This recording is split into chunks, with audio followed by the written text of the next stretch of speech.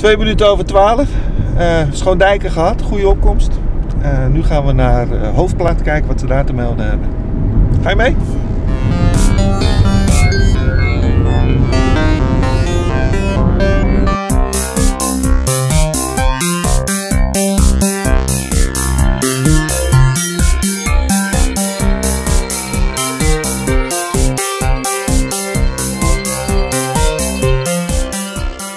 Over 12, we staan in Hoofdplaat bij het stembureau. Meneer Rabout, hoeveel mensen zijn er geweest vandaag? Nou, als ik bij mijn collega, die kan dat beter beamen, denk ik, want hij houdt het exact bij. Ik controleer de zaken en hij houdt bij hoeveel stemmers we tot nu toe hebben gehad. Johan? Het zijn er 121. En is dat een beetje naar de verwachte opkomst voor 12 uur? Nou, ik had de opkomst eerlijk gezegd, gezien de berichten voorafgaand aan deze stemmingen, minder verwacht. Ik vind een goede opkomst in Hoofdplaat tot nu toe. We hebben ruim 600 zouden moeten komen stemmen. Nu is dat natuurlijk wel zo dat ze ook van andere plaatsen hier uit de gemeente Sluis in Hoofdplaat kunnen komen stemmen. Maar ja, ik vind de opkomst goed. We hebben nog geen 5 minuten stil moeten zitten. U heeft helemaal niks geks meegemaakt, niks wat een beetje vervelend was of mensen die hun identiteit zijn vergeten?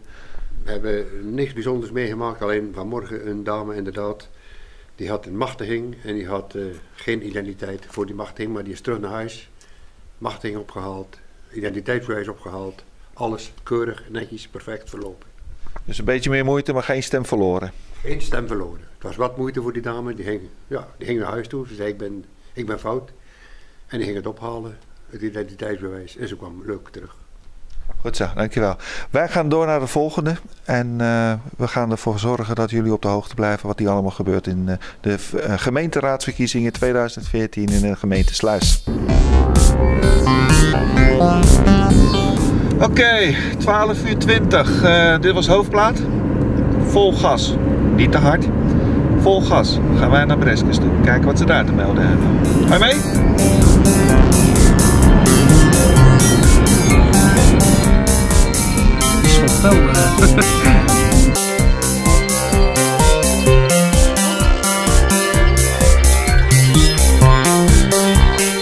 We staan hier in het stembureau in Breskes, Hoge Platen. En we hebben een mevrouw gevonden. Uw naam is? Mevrouw Pijken. En heeft u gestemd? Ja. En was het dit keer moeilijk om te kiezen of is het voor u wel duidelijk? Dat was voor mij heel duidelijk. Is er nog verder een twijfel of dat u zegt? Nee hoor, helemaal niet. Nog steeds in Breskes bij de Hoge Platen. Ja. We hebben iemand gevonden die bereid is om te zeggen wat hij heeft gestemd. En dat is apart. U bent? Jan Meijaert, uit Breskes. En zeg het eens, we zijn reuze benieuwd. Op wie heeft u gestemd? Ik heb op DNT gestemd.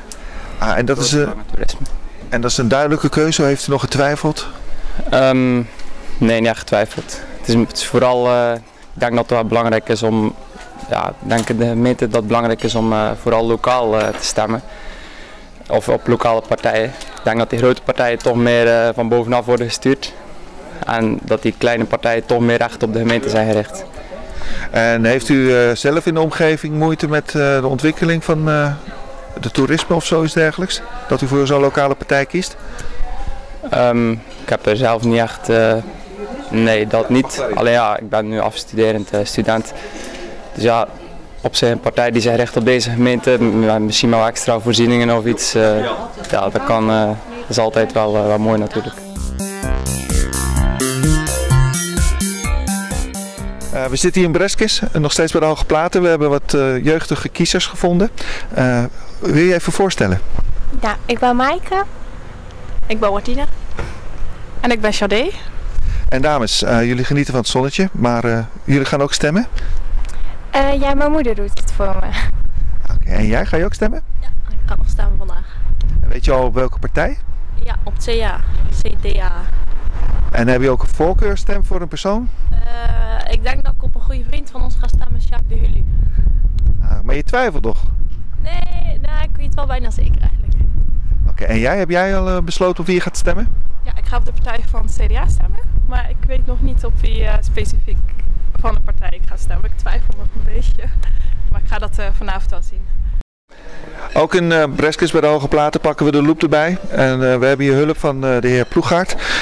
Kunt u iets zeggen over de opkomst? We hebben op dit moment concreet 460 stemmers gehad.